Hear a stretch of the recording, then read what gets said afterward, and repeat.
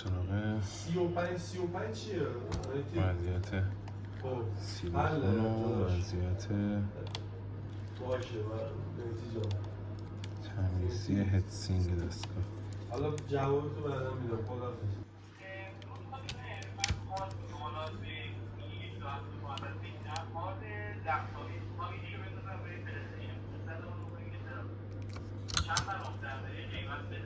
هارد چی اون؟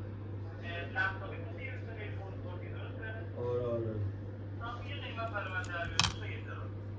یه تراشو باش قربون زنده باش.